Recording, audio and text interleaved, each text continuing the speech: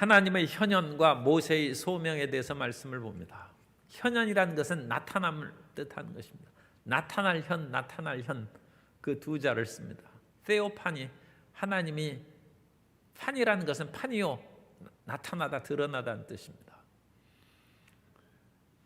모세가 미디안으로 도망와서 거기에서 결혼을 하고 자식을 낳고 오랫동안 살았습니다. 얼마나 오랫동안 지금 살았습니까? 40년이 됐어요. 그래서 모세가 이스라엘 백성들을 애굽에서 이끌어내리는 그런 꿈도 아마 이제 다 접어버리고 내 인생 여기에서 끝나는 것으로 생각했을 것입니다. 지금 모세가 지금 80입니다.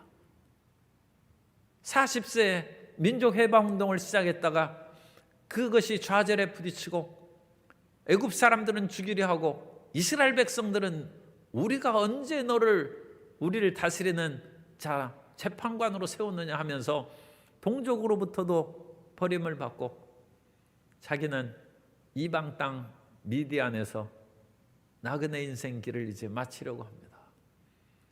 그런데 모세가 어느 날 이 광야에서 양을 치다가 풀을 찾아서 아마 멀리 간 것 같습니다.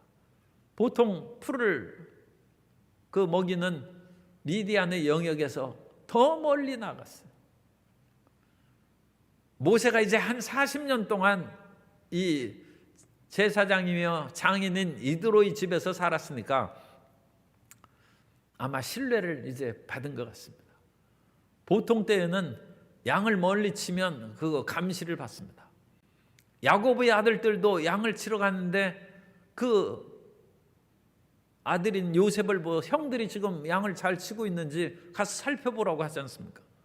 그건 자식이니까 큰 문제가 없다 할지라도 다른 사람에게 양떼를 맡겼는데 일정한 영역을 벗어나면 그건 도망치는 것입니다. 그리고 고대 세계에서 특히 유목민에 있어서 양떼는 재산입니다.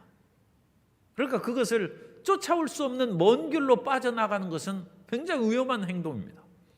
그런데 모세가 먼 길을 갔어요. 그만큼 이제 모세는 신임을 받은 것과 아울러 이제 저 사람 도망 못 간다는 것입니다. 40년 이곳에 살았으니까 이미 날개 옷은 잃어버렸어요. 더 이상 하늘로 못 올라가고 애굽으로 못 돌아간다는 것입니다. 3장 1절에 보면 이드로 양떼를 치더니 그떼를 광야 서쪽으로 인도하여, 이 서쪽으로 인도하는 서쪽으로 번역은 아흐르라는 히브리어를 쓰고 있는데 아흐르라는 것은 서쪽이라는 의미는 없습니다. 그냥 멀리 뒤편으로 그런 뜻입니다.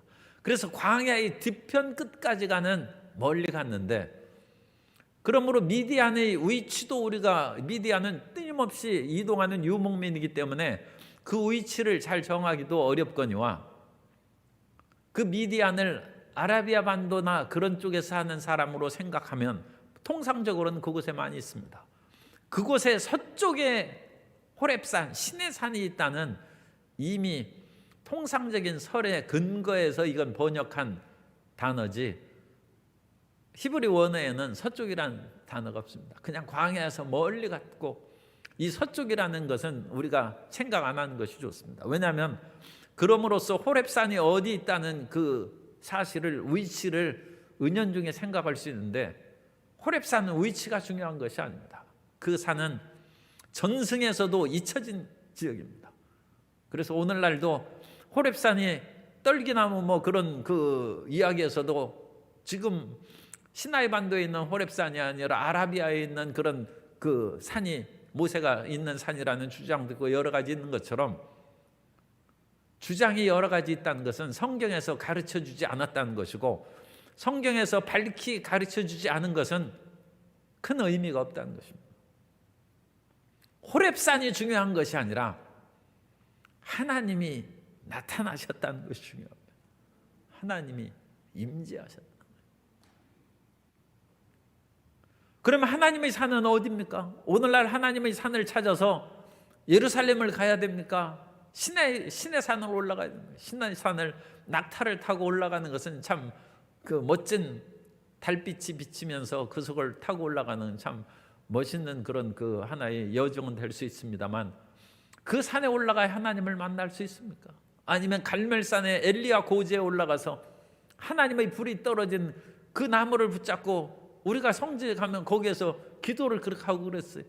그런데 얼마 전에 가보니까 그 숲으로 이제 자연 보호 뭐 그런 정책을 쓰는지 몰라도 못 들어가게 울타리를 쳐놨어. 너무 많은 사람들이 거기 가서 나무 뿌리 붙잡고 나무 뿔을 뽑을 정도로 기도하고 그래가지고 이거 안 되겠다 해서, 정말 어떤 극성 있는 어떤 민족이 그렇게 가서 했는지는 모르겠습니다만 어쨌든 울타리를 쳐놨어요. 이제 못 들어갑니다. 그런데 하나님의 산은 성경에 그냥 광야 멀리, 아하르 멀리 모세가 가서 거기에서 하나님을 만나는 것처럼 하나님의 산은 오늘날 성경 안에 있습니다. 성경을 1년 읽고 2년 읽고 10년을 읽어도 하나님의 레마가 없어요. 성경에 일반적으로 기록된 그 말씀은 로고스라는 단어를 쓰고, 그 로고스라는 단어가 내 마음에 부딪혀서 마치 용암이 끓어오르듯이 내 마음에 끓어오르는 말씀으로 임하면 그 레마를 받았다고 얘기하는데, 레마나 로고스나 그냥 번역하면 말씀입니다. 그러나 두 말씀은 의미는 틀리죠. 하나는 기록된 말씀이고 하나는 나에게 선포된 말씀, 내 속에 끌어오는 말씀입니다. 그래서 평상시에 성경을 그렇게 읽어도 우리는 양치면서 1년, 2년, 10년, 30년, 심지어 40년을 보냈는데, 성도 여러분 걱정하고 낙심하지 마십시오. 40년 성경 읽어도 하나님을 못 만났는데도 불구하고 40년째 하나님께서 만나 주실 줄 믿습니다. 하나님은 언제고 우리를 만나시고 우리를 긍휼히 여기시는 분이십니다. 그래서 모세가 지금 40년째, 그런데 이제는 광야에 양치는 것보다 더 멀리 나아갔어요. 하나님 말씀을 더 멀리 더 깊이 살펴보시고 하나님을 만나시기를 바랍니다. 그랬더니 그 멀리 간 광야에서 떨기나무에 불이 붙은 것을 보았어요. 이 광야에 나오는 이 가시나무는 그 지역은 30도, 40도, 뭐 40몇 도까지 그 오르기 때문에 어느 지역에서 자연 발화가 일어나서 그런 가시덤불 그런 것이 불타버리는 것입니다. 그래서 이 가시덤불이 불타는 것은 뭐 드문 일은 아니라고 얘기합니다. 그런데 이번에는 그 떨기나무에 불이 붙었는데 불이 꺼지지를 않는 것입니다. 거기에서 불은 하나님의 불이죠. 이 불꽃은 하나님의 임재입니다. 우리 마음에 불이 타오르는 것처럼 하나님께서 모세에게 임하시는 것입니다. 여기에서 하나님의 임재라는 것을 우리가 알 수 있는 것이 2절에 보면 야훼의 사자가 불꽃 안에서, 2절에 야훼의 사자가 나오고 그 다음에 불꽃 안에서, 그리고 그 다음에는 4절에 보면 야훼께서, 그가 보려고 야훼께서, 그리고 5절에 보면 하나님이 이르시되, 그러니까 5절 하나님, 4절 야훼, 2절 야훼의 사자, 그 다음에는 불꽃 안에서 말씀. 그러니까 이 불꽃이나 야훼의 사자나 야훼나 하나님이나 다 같은 표현입니다. 그래서 하나님을 다양하게 이렇게 표현했어요. 그런데 하나님에 대한 경외함으로 처음에는 야훼의 사자, 이건 천사가 아닙니다. 천사는 피조물이고 야훼의 사자는 성육신하기 이전에 예수님을 많이 표현을 했습니다. 그러니까 하나님이시죠. 하나님 자신. 그리고 하나님은 불입니다. 불.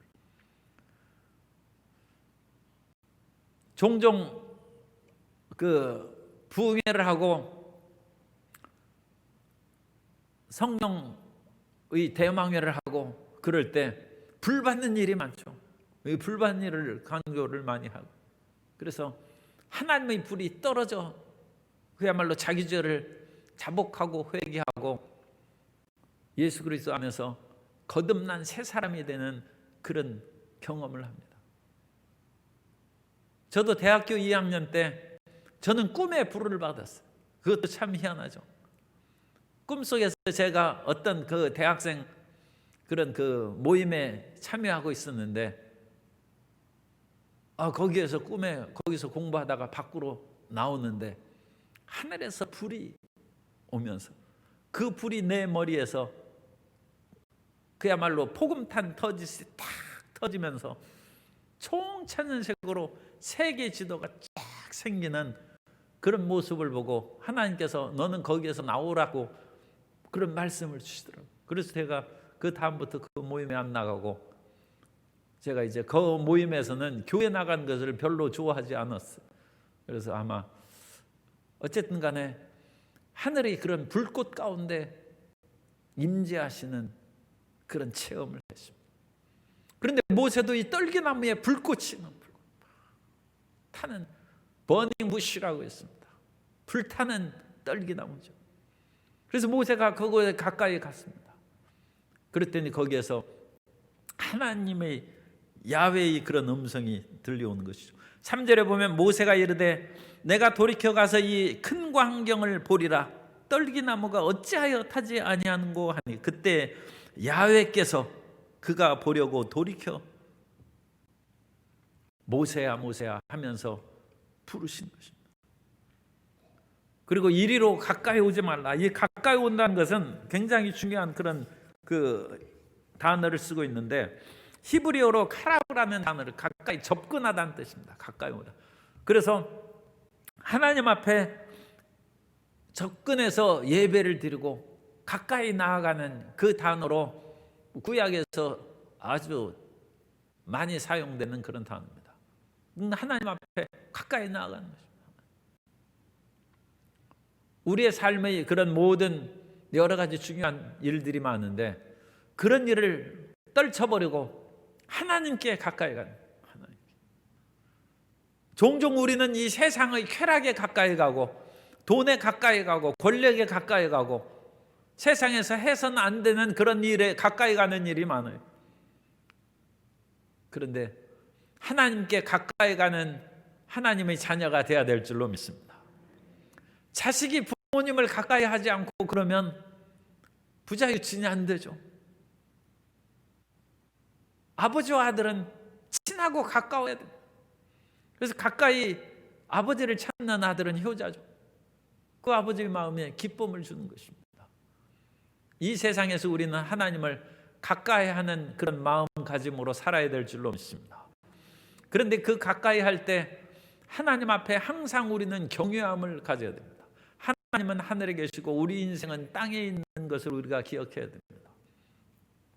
그래서 하나님께서는 내가 서 있는 그 땅은 거룩하니 발에 신을 벗으라는 것입니다. 우리의 세상적인 생각으로 하나님을 접근하는 것을 벗어버리고 경외함으로 하나님 앞에 가까이 가야 될 줄로 믿습니다. 유대인들의 그런 교육이라든지 그들의 신앙에 대해서 많이 간증하고 책도 쓴 유태영 박사라는 분이 계시죠. 그런데 그 유태영 박사님이 그런 간증을 또 한 때가 있어요. 이스라엘은 그야말로 인구도 600만 밖에 안 되고 아주 작은 지역입니다. 그 호남 지역 정도의 그런 그거보다 조금 큰 뭐 그런 지역밖에 안 돼요. 전라남북도를 합한 그런 지역에서 600만 명이 살아가니까 별로 강한 힘이 없습니다. 그럼에도 불구하고 그 아랍 지역의 수억 명의 사람들하고 전쟁을 해서도 쫓겨나지 않냐고 나라가 망하지 않는 까닭은 안보의식이 철저한 것이고 그들은 국가에 대한 충성심과 열심이 가득한 것입니다. 그래서 그 나라를 지켜내는 것입니다. 600만 명이 수억 명을 대적하면서 나라를 지켜내는 것입니다. 그런데 그 유태영 박사님이 하는 한 가지 또 중요한 것은 그들은 하나님을 경외한다는 것입니다. 하나님을 경외한다. 그래서 그 유대인들의 집에는 항상 대문 옆에 거기에 메주자라고 해서 신명기 6장 4절에서 9절까지 있는 쉐마의 말씀을 작게 조그맣게 돌돌 써가지고 둘둘 말아서 그 안에 이제 넣어놓고 그것을 들어가면서 손에 그 입을 맞추고 그것을 만지고 입을 맞추고 그래가지고 하나님 말씀을 경외하는 것을 보입니다. 그리고 그 사람들은 기도할 때도 성구들은 함을 머리에 싸매고 팔뚝에 싸맵니다. 그래서 머리에 하나님의 말씀을 잡아매고 기도를 하는 것은 인간의 사상과 철학 위에 뛰어난 하나님 말씀을 항상 기억하라. 오늘날 이 세상의 사상과 주의 주장으로 어떤 일을 행하고 정치를 하고 자기 소신을 밝혀서 이끌어 나가는 사람이 많이 있습니다. 그러나 이 세상의 사상과 주의 주장은 1세기를 넘지 못하고 끊임없이 바뀝니다. 그런데 하나님의 말씀은 모세가 쓴 이후부터 지금 3,500년을 계속 내려오는, 그야말로 성경은 고전 중에 고전이요 변하지 않는 말씀 아닙니까? 그러니까 이 세상의 자기 사상과 어떤 신념으로 나라를 이끌어가서는 안 됩니다. 그것은 한 세기를 못 넘깁니다. 하나님을 경외함으로 나라를 이끌어가고 하나님을 경외함으로 백성들을 보살피는 것이 장구한 승리의 길이 될 줄로 믿습니다. 그래서 유대인들은 나의 모든 주의와 사상과 이 시대의 조류를 뛰어넘는 하나님의 말씀을 항상 내 머리에 둔다는 하나님의 경외심이다. 머리에 이것을 다 묶고, 그리고 팔에 하나님의 말씀을 묶고 기도를 합니다. 우리가 이 세상에서 돈 번 것은 손으로 하는 것이죠. 물론 뭐 머리로 하고 발로도 다 뛰고 합니다만 어쨌든 우리가 손으로 하는 일에 열매를 거두는 것이죠. 그런데 손으로 하는 그 모든 일의 최종적 영광은 하나님이 받으시고 하나님이 주관하신다. 하나님이여 내 손을 내 팔을 주장하여 주옵소서. 그것으로 하나님 말씀을 팔뚝에 외는 것입니다. 하나님을 경외함으로 첫째로 삼는 것입니다. 그 하나님을 경외함이 그들을 지혜로운 민족이 되게 하고 위험 가운데 나라를 지켜 안전하게 하고 세계의 많은 사람들에게 영향력을 끼치는 슬기로운 민족, 강한 민족으로 만들어준 줄로 믿습니다. 그러므로 우리가 어떤 일을 하든지 간에 우리의 사상과 우리의 생각과 우리의 손으로 수고하는 모든 일을 하나님을 경외하는 데 초점을 맞추면 하나님이 우리를 세우시고 영광을 받으실 줄로 믿습니다. 그래서 하나님을 경외함으로 주님께서 모세의 발에 신을 벗으라고 그렇게 말씀하시고 6절에서 이제 하나님께서 말씀하십니다. 하나님께서는 자기 자신을 정체를 이와 같이 정확하게 또 밝히세요. 나는 내 조상의 하나님이니 아브라함의 하나님, 이삭의 하나님, 야곱의 하나님이니라. 우리는 이 조상의 하나님이라고 읽을 때 조상의 하나님 설명이 뒤에 아브라함, 이삭, 야곱의 하나님이다 그렇게도 생각할 수 있는데, 물론 그렇게도 뭐 생각할 수도 있습니다. 그러나 이걸 보다 정확하게 해석하면 이 조상이 단수입니다. 내 조상의 하나님이다.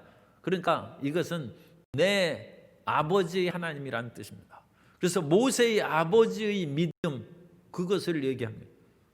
그래서 모세는 지금 여기에서 떨어져서 홀로 살고 있지만 그것이 아니라 내 아버지가 너를 살리고, 물론 어머니가 이제 그 모세를 낳고 지키고 아버지 얘기는 안 나옵니다만 뭐 부모가 같이 했지 어머니만 했겠습니까?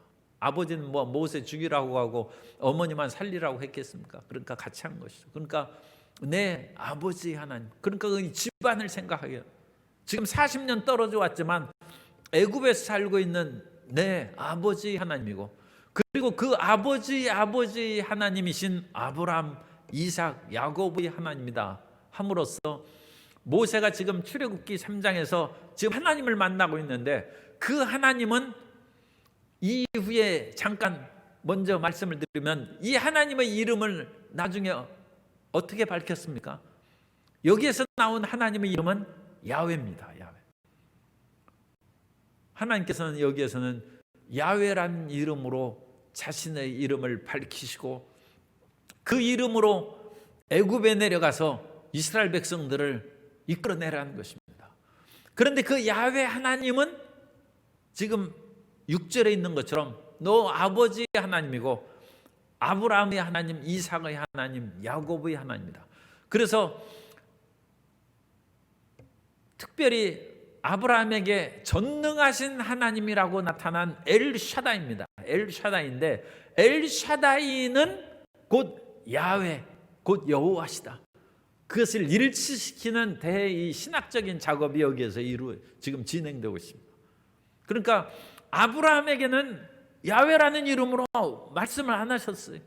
그런데 이 하나님이 지금 나타난, 그리고 그 지금 나타난 하나님은 3장, 4장, 5장, 6장을 읽어가면서 선명하게 야훼 하나님으로 초점을 딱 맞추는데, 그 야훼 하나님이 곧 너희 아버지의 하나님이고 조상의 하나님이고 아브라함에게 나타난 전능하신 하나님 엘샤다이입니다. 전능하신 하나님은 엘샤다이인데 그 엘샤다이 하나님이시다. 그럼으로써 창세기와 출애굽기의 신관이 연결되고 동일한 하나님, 이 하나님을 연결시키는 것이 우리 신학에 굉장히 중요한 거예요. 이 구약에 나타난 모세의 하나님은 예수 그리스도의 하나님이시고, 예수 그리스도의 아버지 하나님은 우리가 예수님을 믿으니까 우리의 하나님이신 거예요. 그래서 예수 그리스도로 말미암아 우리는 이 구약의 하나님하고 연결되는 것입니다. 그래야 우리가 구약 성경을 읽고 하나님 내 기도를 들어주시고 구약에 이런 약속을 하셨으니까 응답해 주셔야 되지 않겠습니까? 그렇게 할 때 내가 너하고 무슨 상관이 있길래 하면, 저는 예수님의 십자가 대속의 은혜를 믿습니다. 그런데 그 예수님께서는 아브라함의 하나님, 모세의 하나님을 나의 아버지 하나님이라고 하셨은즉, 이 구약의 모든 하나님의 약속의 말씀은 예수 그리스도 안에서 우리에게 주어진 말씀인 줄로 믿습니다. 그런 명확한 그 하나님에 대한 이해를 가지면 이 구약의 말씀에 대해서 훨씬 더 강하고 확실하게 우리의 권리, 또 책임도 있습니다만 우리의 권리를 주장할 수 있습니다. 이 말씀을, 그러니까 어떤 사람이 엄청난 부자인데 그분이 돌아가셨어요. 그런데 그분한테 가서 우리가 그 유산을 상속해서 달라고 그럽니다. 그러니까 그 집안에서 당신이 무슨 상관이 있느냐 그러자, 이 사람은 예수님 안에서 또는 어떤 다른 계기로 인해서 나의 조상으로, 나의 아버지로 연결된 사람이다. 그러면 그 어마어마한 부자의 유산 상속을 우리가 합법적으로 받을 수 있는 것처럼, 예수님 안에서 이 위대한 하나님의 모든 약속을 우리가 연결시키면 부모님의 재산을 상속받는 것처럼 하나님의 약속을 우리가 당연히 받아 누리게 될 줄로 믿습니다. 이것은 우리 마음에 확신을 갖는데 굉장히 중요한 거예요. 자기 아버지 재산을 물론 아버지 것은 아버지 것이긴 합니다만, 어쨌든 그래도 아버지 유산을 자식이 받는 것은 당연하죠. 그것을 의심하는 사람은 없습니다. 그 유산 상속은 당연히 받아야 된다고 자식은 다 주장하는 것처럼, 이 구약의 어마어마한 하나님의 약속이 내가 당연히 받아야 될 약속이라는 것을 믿으시기 바랍니다. 그러니까 그것이 예수님 안에서 확실하게 우리 가운데 이제 심어져야 됩니다. 심어져야 되는데, 지금 6절의 말씀은 이 지금 갑자기 모세에게 나타난 그 하나님은 모세하고 무관한 하나님이 아니라 너희 아버지 하나님이라는 거예요. 그리고 내가 네 아버지의 품에서 또 어머니의 품에서 젖을 먹으면서 배웠던 신앙, 아브라함과 이삭과 야곱의 그 하나님, 조상들의 하나님이 나타나, 내 직계 아버지 조상의 하나님일 뿐만 아니라 조상들의 하나님이 내게 나타났으니 너는 마음에 안심하고 또 내 말을 순종하고 따르라는 그 의미가 담겨 있죠. 그러면서 7절 이하에서는 하나님께서 이제 말씀하십니다. 지금 내 동족들, 내 형제 자매들이 애굽에서 어마어마한 고생을 하고 있다. 그래서 내가 애굽에 있는 내 백성의 고통을 분명히 보고 그들이 감독자로 말미암아 부르짖음을 듣고 그 근심을 하고 알고 내가 내려가서 그들을 애굽인의 손에서 건져내고 하나님께서 얼마 동안 이것을 들으셨는지 우리가 정확하게는 알 수 없죠. 그러나 역사적으로 보면 그 중왕국 시대에 그 이제 아브라함이 활동을 했고, 중왕국이 무너지고 혼란기에 힉소스 시대가 이루어지는데 그때 요셉이 내려간 것으로 봅니다. 그리고 힉소스 시대가 끝나면서 신왕국 시대가 되는데, 이 신왕국 시대에는 요셉을 알지 못하는 새로운 왕이, 그러니까 힉소스족의 그런 파라오들과 신왕국 시대의 파라오들은 인종이 틀립니다. 힉소스는 셈족이고 신왕국은 함족입니다. 그래서 요셉을 알지 못하는 새 왕이 일어난 것은 이 신왕국의 왕들이 드러난 것으로 볼 때, 모세가 출애굽한 것도 이제 문제가 됩니다만, 어쨌든 그러면 1550년경에 이제 새로운 왕국이 세워지고 1450년경에 이제 애굽에서 나간 것으로 하면 한 100년, 지금 100년 동안은 최소한 고통을 겪은 것으로 생각할 수 있어요. 그걸 좀 짧게 자르면 신왕국 초기에는 뭐 별로 신경을 안 쓰다가 점차로 이 민족들에게 박해를 했다면 뭐 한 50년이라는 몇십 년으로 생각할 수도 있고, 조금 넉넉하게 잡으면 100여 년 동안 이 백성들이 부르짖고 고통을 당했어요. 이건 민족적인 고통이니까 좀 시간이 길죠. 그래서 우리가 고통하는 날들이 조금 길다 할지라도 너무 낙심하지 말아요. 하나님은 여전히 우리를 기억하시고 우리를 잊지 않고 계신 줄 믿으시기 바랍니다. 따라 사서히 나의 고난이 길지라도 하나님은 잊지 않으셨습니다. 이 이스라엘 백성들은 지금 100여 년이고, 로마의 제국하에서 압제하심을 받고 그런 것은 카타콤에서 거의 300년, 뭐 좀 짧게 하면 한 250년 정도 지하에서 신앙생활을 하고 무진 고생을 했어요. 초창기 크리스찬들이. 그 사람들은 목숨을 걸고 대를 이어서 그야말로 하나님을 믿고 박해를 받고 벼슬길도 출세길도 나가지 못하고 그렇게 신앙생활했습니다. 오늘 우리가 특별히 이민족의 침입을 받거나 어떤 큰 파탄에 이르지 아니하고 이 코로나19로 인해서 조금 어려움을 겪고 그런 것을 우리는 너무 낙심하고 그러면 안 됩니다. 우리가 이런 특별한 이민족의 압제를 받지 않고 기독교적인 대탄압을 받지 않고 이런 고생을 우리가 경험하는 것은 우리의 신앙을 단단하게 하고 더 굳건한 믿음으로 이끌어주는 하나님의 은혜인 줄로 믿습니다. 진짜 나라가 뒤집어지고 그래가지고 크리스찬들이 붙잡혀가서 순교당하고 그러면 어떡하겠습니까? 그러면 안 믿을 겁니까? 그런 때는 이제 그냥 믿고 죽어야죠. 그런데 아직 우리가 믿고 죽는 형편은 아니지 않습니까? 그런데 사실은 적지 않은 그런 어려움이 있어요. 오늘날 예수님 믿는 것이 사실 상당히 조금 불편한 그런 현실인 것은 사실입니다. 여러 사회적인 활동을 할 때 교회 가는 것을 무슨 질병을, 전염병을 그렇게 옮기는 그런 잘못된 지역을 가는 것처럼 그렇게 오해받을 수 있고 불편한 일이 많이 있어요.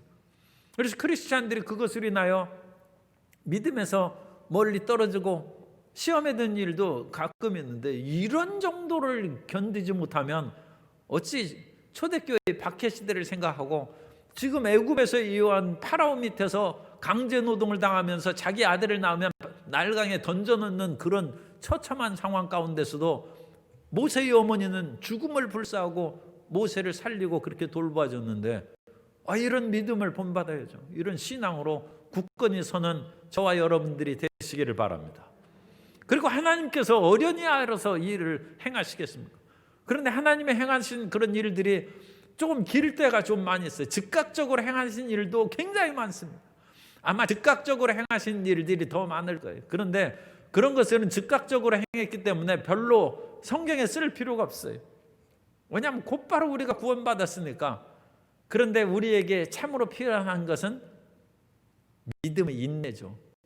그래서 성경에는 그런 부분이 많이 기록되어 있다는 것을 여러분들이 이해를 하셔야 됩니다. 왜냐하면 금방 문제가 해결되는 것들은 성경에 기록 안 해도 우리가 시험에 들 까닭이 없이 문제가 해결되죠. 그러나 이스라엘 백성들을 분명히 사랑하시고 분명히 하나님의 섭리에 의해서 젖과 꿀이 따르는 땅으로 인도하여 내심에도 불구하고 이러한 고생을 이러한 고생을 하도록 주님께서 놔주셨다는 것은 우리 인생에 이와 같이 어려움이 계속된다 할지라도 결코 놔둬버리지 아니하고 끝까지 하나님께서 지키실 것을 믿게 하기 위함입니다. 성경을 통하여 믿음을 우리가 배워야죠. 그러다가 하나님의 때가 됐어요. 한 100여 년의 세월을 고생했는데 이제 하나님께서 내가 내려가서 8절에 그들을 애굽인의 손에서 건져내고 앞으로 열 재앙을 통해서 애굽을 치시고 건져낼 것을 우리가 여기에서 생각할 수 있죠. 이 건져낸다는 이 단어도 상당히 강한 단어로 그렇게 쓰여 있는데 이 건져낸다는 의미는 낫살이라는 그 히브리어를 쓰고 있습니다. 그래서 떼어내다, 낙하채다는 거죠. 그래서 열 재앙으로 그 애굽의 사람들이 이스라엘 백성들을 꼭 붙잡았는데 그 열 손가락을 하나씩 떼어내는 거예요. 떼어내는 거예요. 낫살 떼어내고 그리고 떼어낼 때 하나님께서 붙잡고 안 놓는 것을 하나님이 물리적인 힘으로 손을 꺾어서 떼어내는 것이죠.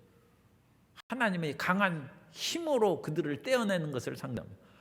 하나님께서는 보통 때에는 하나님께서 그 바로에게 또는 애굽 사람들에게 너희는 정의를 행하고 너무 이민족이라 할지라도 압제하지 말라. 그렇게 하나님께서 아마 부드럽게 여러 가지 다양한 방법으로 계시를 주셨을 것입니다. 그런데 그렇게 하셨는데도 불구하고 이 백성들이 말을 안 듣고 바로가 말을 안 들어요. 그런 식으로 수십 년, 100년이 지나갔어요. 하나님께서 더 이상 이제는 내가 참을 수 없다. 내 백성을 내 손에서 떼어내고 이끌어내야 되겠다 해서 이제 하나님께서 낫살, 강제적인 힘으로 떼어내는 것을 의미합니다. 그러니까 그때까지 우리가 참고 기다려. 하나님 왜 나의 기도를 듣지 않고 내 원수가 저렇게 설쳐되는 것을 여전히 보고만 계십니까? 그런데 하나님께서도 그 나쁜 원수도 회개할 기회를 주고 참으셔야죠. 그죠? 아니 우리가 나쁜 짓 많이 할 때 우리를 불쌍히 여기셨으니까 우리에게 나쁜 짓 하는 사람도 하나님께서 좀 봐주셔야죠. 왜냐하면 그래야 공평하지 않습니다. 그러나 우리가 끝까지 믿음으로 하나님을 경외하면 하나님이 떼내신다. 낫살. 그래서 강한 손과 편팔로 애굽을 물리치고 이끌어내신다. 그래서 가나안 땅, 젖과 흐리는 땅, 가나안 족속, 헷 족속, 아모리 족속 이런 모든 것으로 이끌어낼 것이란 말씀입니다. 그러면서 10절에 이제 내가 너를 바로에게 보내어 너에게 내 백성 이스라엘 자손을 애굽에서 인도하여 내게 하리라. 하나님의 부르심입니다. 하나님의 소명입니다. 하나님께서 부르셨는데 하나님의 소명에 두 가지 유형이 있어요. 한 유형은 이와 같이 예레미야나 모세 유형이라고 하는 것처럼 하나님 말씀하시는데 망설이는 것이 하나님 저 같은 사람은 못합니다 하는 망설이는 유형이 성경의 그 대표적인 유형 가운데 하나고, 미가야나 이사야의 그런 유형은 하나님이 하늘에서 말씀하시는데 내가 여기 있나 하고 뛰어나가는 거예요. 이사야 그런 유형이 있어요. 여러분 하나님이 부르실 때 이사야처럼 아무것도, 이사야는 부름 받았는데 나중에는 조금 낭패를 당하죠. 하나님 좋은 소식을 전하는 것이 아니고 이 백성들에게 메시지를 증거해도 눈으로 감기게 하고 귀로 막히게, 아니 그런 일을 어떻게 합니까? 그런데도 어쨌든 이사야는 열정적으로 하나님 제가 여기 있습니다, 제가 가겠습니다, 뛰어나갔죠. 그런데 모세의 유형은 하나님 저 못합니다. 11절에 모세가 하나님께 하나님께 아뢰되 내가 누구이기에 바로에게 가며 이스라엘 자손을 애굽에서 인도하여 내리까. 뒤에도 계속 이런 하나님에 대한 그런 거부와 망설임이 나오죠. 주여 보낼 만한 자를 보내소서. 그런데 하나님이 정하시면 망설이는 자나 뛰어나오는 자나 다 하나님이 쓰십니다. 하나님이 정하신 사람은 주님께서 쓰시는 것이죠. 그래서 모세는 망설임 가운데에서 질질 끓으니까 하나님께서 여러 가지 그런 은사를 주셨어요. 여러 가지 표적을 주시죠. 세상에서도 이 거래를 할 때 조금 끌고 뭐 하고 그러면 여러 가지 또 플러스 알파가 다 올 수 있어요. 그렇다고 해서 하나님께 즉각 순종하는 것이 좋습니다. 하나님께 끌고 그러지 마요. 하나님하고 물어내서 표적 조금 더 받고 뭐 이거 받고 뭐 그런 것이 중요한 건 아니죠. 그러나 어쨌든 간에 모세가 질질 끓으니까 하나님께서 온갖 것을 더 주시고 아론까지 붙여주시고 이제 그러죠. 그런데 중요한 것은 우리가 누구이기에 하나님의 일을 행한다는 그런 마음은 교만한 것입니다. 우리가 누구인지는 상관없어요. 지식이 많은 사람이든지 어리석은 사람이든지 아무 상관이 없어요. 하나님이 함께 하시면 할 수 있습니다. 하나님이 함께 하시면 할 수 있습니다. 그것이 12절에 하나님이 이르시되 내가 반드시 너와 함께 있으리라. 이 성경 이 밑줄 그어놓으세요. 내가 반드시 너와 함께 있으리라. 우리가 이 세상에서 하나님의 일을 행하고 성공하는 길은 하나님이 함께 하시는 임마누엘이죠. 하나님이 함께 하시는 이것만 있으면 됩니다.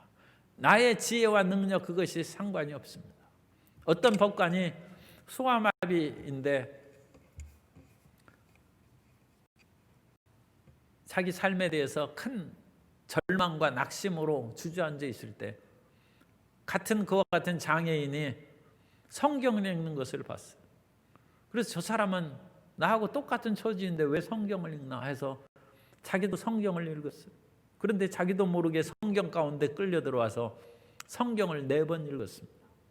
그리고 나니까 마음에 힘이 생겨서 대학 입시 공부를 해서 법과대학을 들어가고 그리고 고시 시험을 보는데 그 시험 답안에 제일 위에다가 첫 구절을 썼어요.